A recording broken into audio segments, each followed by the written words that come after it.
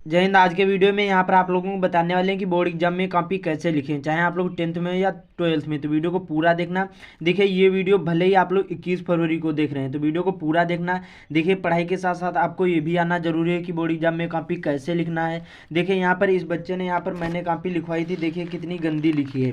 इस प्रकार से जो आप लोग लिखोगे तो नंबर कट जाएंगे। मैं आप लोगों को जो बताऊँगा सही तरीका क्या है। देखिए ये कोई भी मिस्टेक करोगे तो आप लोग फेल हो सकते हैं, तो वीडियो को पूरा देखना तभी समझ में आएगा। A to Z बताऊंगा। यहाँ पर देखिए चाहे जीवन परिचय हो, चाहे निबंध हो, चाहे यहाँ पर कोई भी चीज़ हो, सभी चीज़ें गद्यांश पद्यांश संस्कृत या कोई भी चीज़ हो, तो वीडियो को पूरा देखना तभी समझ में आएगा। देखिए सबसे पहले यहाँ पर देखिए हमारे पास 2024 का यहाँ पर पेपर भी है और यहाँ पर देखिए OMR शीट है, सारी चीज़ें बताऊंगा। तो सबसे पहले OMR शीट पर बात करते हैं, उसके बाद में समझाऊंगा। देखिए जो आपके बहुविकल्पी क्वेश्चन यहाँ पर पूछे जाएंगे क्लास 10th में। 12th वाले वीडियो को आगे स्किप करके देख सकते हैं, केवल थोड़ा सा मैं आप लोगों को समझा दूं जिससे आपको समझ में आएगा OMR शीट में। इसमें देखिए क्लास 10th में 20 अंक के बहुविकल्पी क्वेश्चन मिलेंगे जो आपको OMR शीट में देना होगा।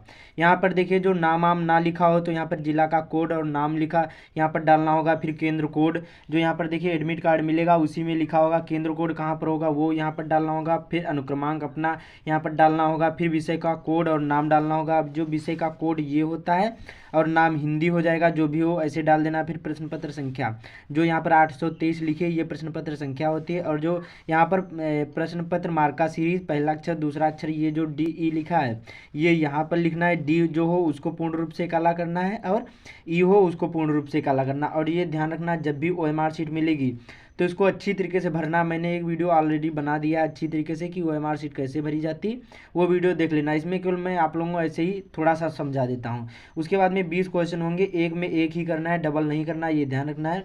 और यहाँ पर देखिए परीक्षार्थी के हस्ताक्षर होते हैं, ये आपको यहाँ पर सिग्नेचर कर लेना है, ठीक है, जैसे करे होंगे। तो इतना समझ में आया। अब यहाँ से शुरू करते हैं। मेन चीज़ यही होती है चाहे आप लोग 10th में हो या 12th में। यहाँ पर लिखा जैसे 12th में होंगे तो यहाँ पर लिखा होगा हाई स्कूल इंटरमीडिएट परीक्षा। जो 10th में होंगे तो यहाँ पर लिखा होगा हाई स्कूल परीक्षा। यहाँ पर देखिए लिखा होगा परीक्षार्थी सभी प्रविष्टियाँ शुद्ध में स्पष्ट रूप से स्वयं करें। पहला पूछा जाएगा यहाँ पर परीक्षार्थी का अनुक्रमांक अंकों में तो इस प्रकार से आपको लिखना। उसके बाद में पूछा जाएगा अरे परीक्षार्थी का अनुक्रमांक शब्दों में। अब शब्दों में जैसे लिखा इस प्रकार से लिखना है, जैसे एक ये दो, उसके बाद में चार, फिर यहाँ पर एक, फिर शून्य शून्य। इसको देखिए जीरो को शून्य लिखना हिंदी में जब लिखोगे शब्दों में, तो शून्य शून्य कामा लगाना, चार, फिर एक, फिर उसके बाद में शून्य और एक, ये हो जाएगा। उसके बाद में विषय जो भी हो इसे डाल देना।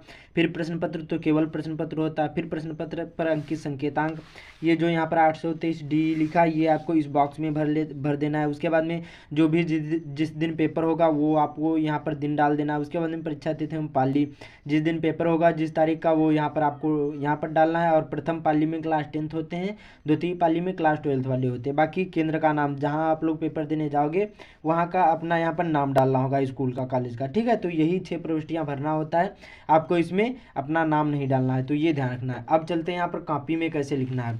तो इतना समझ में आया। 20 अंक के बहुविकल्पी क्वेश्चन जो आप लोग कर लोगे। उसके बाद में अब आता है मेन चीज़, खंडवा आएगा, वर्णनात्मक प्रश्न आएंगे, 21वां प्रश्न पूछा जाएगा। और ये थोड़ा सा मैं आप लोगों को समझा देता हूँ। जब भी बोर्ड एग्जाम में जाओगे तो कम से कम आपको 3 नीले 3 और 3 काले पेन ले जाना है। और पेन जो होने चाहिए वो थोड़े से पुराने होने चाहिए, एकदम न्यू पेन नहीं ले जाना, ये भी आपको ध्यान रखना है। जो न्यू पेन होते हैं वो अच्छी तरीके से चलते नहीं हैं, तो ये ध्यान रखना है। तो देखिए पहला क्वेश्चन पूछा 21वां पूछा गया है कि दिए गए गद्यांश पर आधारित 3 प्रश्नों के उत्तर दीजिए। एक ये का वाला पूछा गया है, ये 3 क्वेश्चन है इन्हीं के आंसर देना। एक खा वाला पूछा गया है। अब तो कैसे करना है देखिए मैंने आप लोगों को बता दिया कि फर्स्ट पेज होगा कुछ उस प्रकार से होगा। अब बाकी अब यहाँ से शुरू करते हैं। तो यहाँ पर देखिए खंडबा ऐसे डाल देना है, प्रश्न नहीं उतारना है। जैसे जैसे मैं आप लोगों को बताऊँगा सेम ऐसे ही आपको बोर्ड एग्जाम में लिखना है।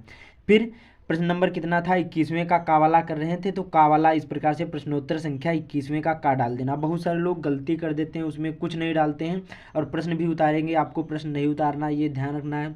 केवल प्रश्नोत्तर संख्या 21वें का कावाला करोगे तो कावाला, बाकी खावाला करोगे तो खावाला। यहाँ पर इस प्रकार से डाल देना। ये कावाला बच्चे ने किया है। पहला है अवतरण का संदर्भ लिखना है, फिर रेखांकित अंश की व्याख्या करना, एक प्रश्न होगा उसी को हल करना होगा, ठीक है।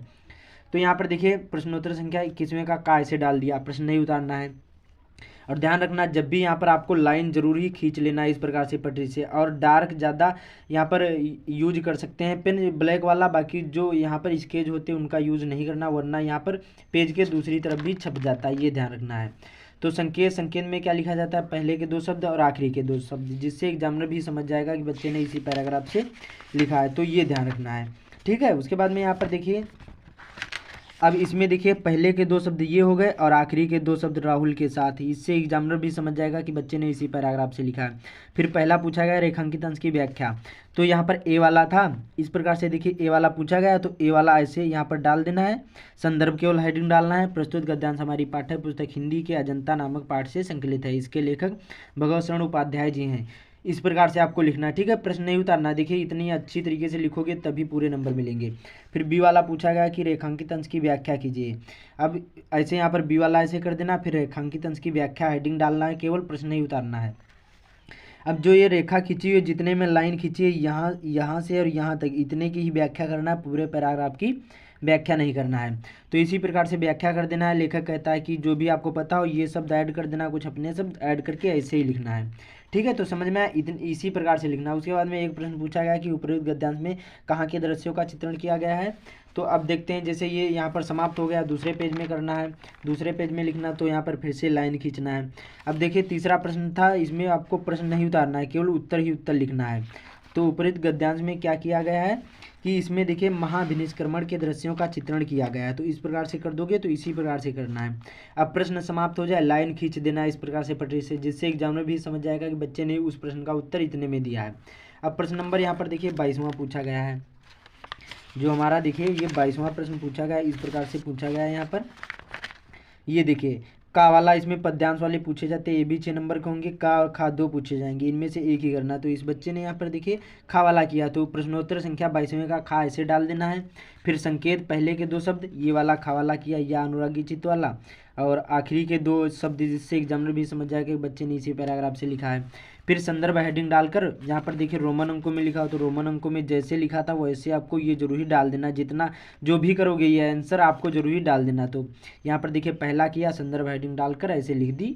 उसके बाद में रेखांकित अंश की व्याख्या उसी प्रकार से सेम करना है, रेखांकित अंश की व्याख्या हेडिंग डालकर दूसरा करोगे, तीसरा करोगे, यहाँ पर तीसरा ऐसे कर देना है। ठीक है, तो इतना समझ में आया। उसके बाद में यहाँ पर देखते हैं अगला हमारा देखिए, ये हमारा पूछा जाएगा 23वां, संस्कृत गद्यांश वाला होगा, संदर्भ से हिंदी में अनुवाद करना होगा, का खा 2 पूछे जाते हैं, इनमें से एक ही करना होता है। तो यहाँ पर का वाला आपको जैसे पता है, तो यहाँ पर प्रश्नोत्तर संख्या ऊपर डाल देना 23वें का का। ठीक है, फिर संकेत में पहले के 2 शब्द और आखिरी के 2 शब्द, पहले के 2 शब्द और आखिरी के 2 शब्द। ठीक है, उसके बाद में संदर्भ हेडिंग डालकर कि प्रस्तुत गद्यांश हमारी पाठ्य पुस्तक हिंदी के संस्कृत खंड के प्रबुद्धो ग्रामीणा नामक पाठ से संकलित है, इसमें लेखक होते नहीं हैं। फिर अनुवाद हेडिंग डालकर इसी प्रकार से, जो आपको पता हो तो इसका अनुवाद है, इसी प्रकार से कर देना। फिर से प्रश्न समाप्त हो जाए, लाइन जरूर खींच देना, ये ध्यान रखना है।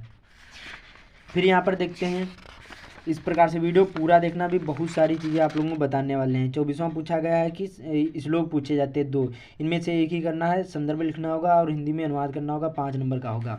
तो प्रश्नोत्तर संख्या 24 ऐसे डाल देना, संकेत में पहले के 2 शब्द और आखिरी के 2 शब्द।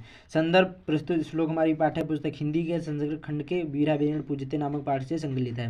और जो देखिए ये लिखा था पाठ का नाम, इसको काले पेन से भी लिख सकते हो। फिर अनुवाद जो आपको पता हो इसी प्रकार से अनुवाद हेडिंग डालकर ऐसे लिख देना है। ठीक है, तो इसी प्रकार से लिखना है। और पेज के यहाँ पर देखिए, यहाँ पर आपको दाईं ओर PTO जरूर ही लिख देना, इसका मतलब होता है पेज टर्न ओवर, जिससे एग्जामिनर भी समझ जाएगा कि बच्चे आगे भी लिखा है। तो इसी प्रकार से लिखना है। उसके बाद में देखते हैं अगला हमारा क्या हो जाएगा। यहाँ पर अगला हमारा पूछा गया एक खंडकाव्य पूछा जाता है, 25वां अपने अपने जिले वाइज होता है, जो आपके जिले में वो खंडकाव्य करना है, 3 नंबर का पूछा जाएगा। तो यहाँ पर मेवाड़ा मुकुट का इस बच्चे ने किया है गा वाला, और इसी प्रकार से तो इसको एक पेज में लिखना, प्रश्नोत्तर संख्या जैसे कोई भी हो ऐसे डाल देना है, फिर खंडकाव्य ऊपर हेडिंग डालकर तभी लिखना है। और ये कम से कम आपको एक पेज में लिखना है खंडकाव्य, जो भी आपके जिले में हो वो कमेंट जरूर करना कि आपके जिले में कौन सा खंडकाव्य आता है। तो इसी प्रकार से एक पेज में लिखना है ये खंडकाव्य, आपको पूरे के पूरे अंक मिलेंगे। हेडिंग वाइज लिखना, प्रश्नोत्तर संख्या डालना, कोई भी प्रश्न नहीं उतारना, देख लीजिए इसी प्रकार से सेम आपको लिखना है। ठीक है, उसके बाद में यहाँ पर आता है मेन चीज़ जीवन परिचय। अब देखिए 26वें पूछा जाएगा, इसमें 3 जीवन परिचय पूछे जाएंगे, इन तीनों में से लेखक के पूछे जाएंगे और 5 नंबर का होगा। इन तीनों में से जो भी आपको पता हो एक ही करना है। तो यहाँ पर देखिए प्रश्नोत्तर संख्या 26वें का डाल देना है, इस प्रकार से 26वें का पूछा गया है। फिर यहाँ पर दूसरा इस बच्चे ने लिखा है तो एक ही करना है, तो दूसरा यहाँ पर हेडिंग डालकर रामधारी सिंह दिनकर, फिर जीवन परिचय हेडिंग डालकर इसी प्रकार से आपको लिखना है बोर्ड एग्जाम में, और ये आपको एक पेज में लिखना है। जो भी आपको जैसे भी पता वैसे लिख देना। और ध्यान रखना जो जन्म होगा ये आपको काले पेन से जरूर डाल देना, माता पिता का नाम काले पेन से डाल देना है। फिर आखिरी में यहाँ पर रचनाएं हेडिंग डालकर लिख देना, जो भी आपको जितनी भी रचनाएं मालूम है। तो इसी प्रकार से एक पेज में आपको जीवन परिचय लिखना, उससे ज़्यादा नहीं लिखना है। ज़्यादा लिखोगे टाइम बर्बाद होगा, प्रश्न भी नहीं उतारना, कुछ भी नहीं करना। जैसे इस यहाँ पर लिखा गया सेम ऐसे ही आपको बोर्ड एग्जाम में लिखना है। उसके बाद में यहाँ पर देखते हैं कवि का जीवन परिचय पूछा जाएगा। इस प्रकार से देखिए खा वाला पूछा जाएगा, कवि के जीवन परिचय पूछा जाएगा। ये भी 5 नंबर का होगा, 3 पूछे जाएंगे, इनमें से एक ही करना है। तो यहाँ पर देखिए बिहारी लाल का दूसरा किया है, तो ऐसे प्रश्नोत्तर संख्या 26वें का खा डाल देना है, प्रश्न नहीं उतारना है। फिर जीवन परिचय हेडिंग डालकर सेम इसी प्रकार से एक पेज में लिख देना है। माता पिता का नाम और जन्म ये काले पेन से लिख देना है। और यहाँ पर रचनाएं हेडिंग डालकर जो भी आपको पता हो ऐसे कर देना है, 5 नंबर मिल जाएंगे। तो इसी प्रकार से इसको भी लिखना है। देख लीजिए कैसे लिखा, सेम ऐसे ही। और जब भी जीवन परिचय लिखोगे न्यू पेज से स्टार्ट करना, आपको आधे अधूरे पेज से नहीं स्टार्ट करना, ये ध्यान रखना, नहीं तो नंबर कट जाएंगे, एग्जामिनर भी नहीं समझ पाएगा। तो इसको ऊपर से एकदम न्यू पेज से लिखना है जब भी लिखोगे जीवन परिचय। तो इतना समझ में आया, ये बहुत ज़्यादा इंपॉर्टेंट है, ये कोई नहीं बताता है। उसके बाद में आता है यहाँ पर श्लोक। अब देखिए श्लोक पूछा जाएगा, इसमें अपने पाठ्य पुस्तक में से जो नहीं आया वो आपको लिखना है। 2 नंबर का पूछा जाएगा, इसलिए आपको क्या करना है, कम से कम जो इस प्रश्न पत्र में ना आया वो आपको ना लिखकर दूसरा लिखना होगा। तो इसलिए आपको कम से कम 3 श्लोक तैयार कर लेना। प्रश्नोत्तर संख्या 27वां इसे डाल देना है, फिर श्लोक हेडिंग डालकर तभी इसी प्रकार से लिखना है, तभी पूरे नंबर मिलेंगे, वरना नंबर भी नहीं मिलेंगे। और पाई मात्राओं का विशेष ध्यान रखना है जब भी श्लोक लिखोगे। उसके बाद में प्रश्नों के उत्तर देना होता है, 28वां होते हैं। 2 नंबर के 4 पूछे जाते हैं, इनमें से 2 ही करने होते हैं, और इसमें 2 नंबर के पूछे जाते हैं। इसी प्रकार से प्रश्नों के उत्तर ऐसे हेडिंग डालकर लिख देना है, दोनों के आंसर इसी प्रकार से लिख देना है। उसके बाद में आता है निबंध। अब देखिए जो हमारा निबंध होगा ये 7 नंबर का पूछा जाएगा। इसमें देखिए कितने पूछे जाते हैं हमारे जो निबंध होंगे, ये देखिए यहाँ पर 5 पूछे जाएंगे। इन 5 में से आपको जो भी बताओ एक ही करना है। तीसरा इस बच्चे ने यहाँ पर किया है पर्यावरण प्रदूषण पर, तो हेडिंग डालकर प्रश्नोत्तर संख्या 29 का ऊपर ऐसे डाल देना है। फिर जो भी करोगे रोमन अंक में जरूर ऊपर डाल देना है काले पेन से हेडिंग में। बाकी रूपरेखा ऐसे इसी प्रकार से लिखने के बाद रूपरेखा में आपको जो हेडिंग लिखी जाती है वही हेडिंग रूपरेखा में लिखी जाती है। फिर प्रस्तावना और यहाँ पर प्रदूषण के प्रभाव। और ये आपको ध्यान रखना, जब भी यहाँ पर निबंध लिखोगे एकदम इसको भी न्यू पेज से लिखना है जब भी स्टार्ट करोगे। और ये ध्यान रखना जो निबंध होगा जो 7 नंबर आपके बोर्ड एग्जाम में पूछा जाएगा 7 नंबर का, तो ये 2 पेज से ऊपर नहीं लिखना है। और इससे ज़्यादा लिखोगे तो आपका केवल टाइम ही बर्बाद होगा। और जैसे क्लास 12th में है तो 2 पेज से ऊपर भी 1-2 लाइन दूसरे तीसरे पेज की लिख सकते हैं, बाकी 2 ही पेज में लिखोगे तभी नंबर मिलेंगे। इसी प्रकार से आपको लिखना है, ठीक है। तो इसी प्रकार से हेडिंग वाइज लिखना है, और ये 2 पेज से ऊपर नहीं लिखना है क्लास 10th में जो। और ऐसे ही हेडिंग डालकर लिखना है तभी नंबर मिलेंगे। उसके बाद में पूछा जाता है पत्र लेखन। 30वां प्रश्न होगा, 2 पूछे जाएंगे, इनमें से एक ही करना है, 4 नंबर का होगा। तो इसको भी आपको न्यू पेज से स्टार्ट करना, प्रश्नोत्तर संख्या ऐसे 30वें का डाल देना, ऊपर पत्र लेखन डाल देना है। इसी प्रकार से आपको करोगे। इसी प्रकार से हेडिंग वाइज मैंने पत्र लेखन भी बता दिया, निबंध भी, सारी चीज़ें बता दी हैं। तो मैंने सारी चीज़ें आप लोगों को बता दी हैं कि फर्स्ट पेज में काट पीट नहीं करना, ना ही गलत उत्तर लिखना है। जो प्रश्न आ रहे हैं सबसे पहले करना है, जो नहीं प्रश्न आ रहे हैं उनको बाद में कर सकते हैं, लेकिन प्रश्नोत्तर संख्या डालना है, कोई भी प्रश्न नहीं उतारना है। ना ही आपको ज़्यादा काट पीट करना, कुछ गलत हो जाए तो एक बार काटना, उसको ज़्यादा हाईलाइट नहीं करना, ये भी ध्यान रखना है। तो इसी प्रकार से आप लोग बोर्ड एग्जाम में कॉपी लिखोगे तो पूरे के पूरे नंबर मिलेंगे। हो सकता है आप लोग बहुत ही अच्छे मार्क भी ला सकते हैं। तो इस वीडियो को ज़्यादा शेयर कर देना। बाकी चैनल पर पहली बार आए चैनल को सब्सक्राइब भी कर लेना। तो मिलते हैं अगले वीडियो में।